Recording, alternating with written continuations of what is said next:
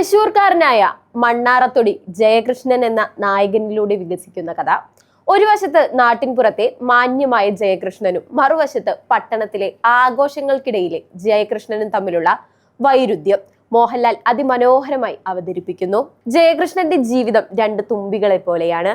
ഒന്ന് നാട്ടിൻപുറത്തെ നന്മയുള്ള വാശിയുള്ള രാധയും, മറ്റൊന്ന് ആർക്കും പിടികൊടുക്കാത്ത നിഗൂഢതകൾ നിറഞ്ഞ ക്ലാരയും. മഴയോളം പെയ്തു തീർത്ത ക്ലാരയും മണ്ണോളം ചേർന്ന് നിന്ന രാധയും ജയകൃഷ്ണന്റെ ജീവിതത്തെ രണ്ട് ധ്രുവങ്ങളാക്കി മാറ്റുന്നു. സുമലതയും പാർവതിയും തങ്ങളുടെ കഥാപാത്രങ്ങൾക്ക് പകരം വെക്കാനില്ലാത്ത ജീവൻ നൽകുന്നു. പത്മരാജൻ എന്ന ഗന്ധർവന്റെ തൂവാനത്തുമ്പികൾ 1987 റിലീസ് ചെയ്തെങ്കിലും ഇന്നും മലയാളികളുടെ സ്വീകരണ മുറിയിലെ സജീവ ചർച്ചയാണ്.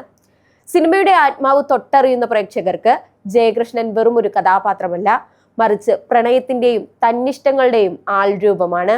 തൃശൂരിലെ കള്ളുഷാപ്പും ചെങ്ങാത്തങ്ങളും മഴ നനഞ്ഞ ഇടവഴികളും തൂവാനത്തുമ്പികൾ എന്ന സിനിമയ്ക്ക് നൽകിയ ദൃശ്യഭംഗി ഒന്ന് വേറെ തന്നെയാണ്.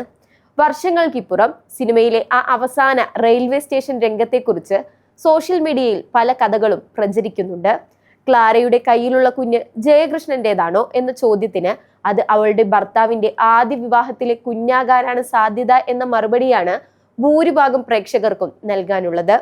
തന്റെ ജീവിതത്തിലെ അശാന്തികൾക്കിടയിലും ക്ലാര പടിയിറങ്ങുന്നത് ജയകൃഷ്ണനെ രാധയിലേക്ക് പൂർണ്ണമായും വിട്ടുകൊടുത്തുകൊണ്ടാണ്. പുരുഷ കേന്ദ്രീതമായ കഥയെന്നും ജയകൃഷ്ണന്റെ പ്രണയം വെറും ആസക്തിയാണെന്നും പുതിയ കാലത്തെ വിമർശകർ വാദിക്കുമ്പോഴും രാധയുടെ ത്യാഗവും ക്ലാരയുടെ പടിയിറക്കവും മലയാളി പ്രേക്ഷകരിൽ ഒരു നൊമ്പരമായി ഇന്നും അവശേഷിക്കുന്നുണ്ട്. ജയകൃഷ്ണന്റെ എല്ലാ കൊള്ളരുതായ്മകളും അറിഞ്ഞുകൊണ്ട് അയാളെ പ്രണയിക്കുന്ന രാധ ശരിക്കും സിനിമയിലെ കരുത്തുറ്റ സാന്നിധ്യമാണ്.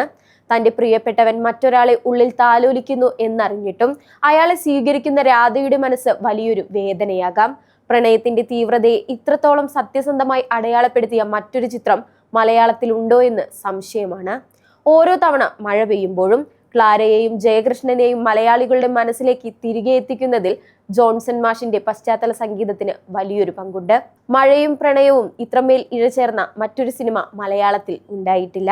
1980കളിൽ ഒരു സ്ത്രീയുടെ ലൈംഗികതയെയും വികാരങ്ങളെയും യാതൊരുവിധ അശ്ലീലവുമില്ലാതെ അവതരിപ്പിക്കാൻ പത്മരാജൻ കാണിച്ച ആ വിസ്മയം കാലത്തിനിപ്പുറം സഞ്ചരിച്ച ഒന്നായിരുന്നു.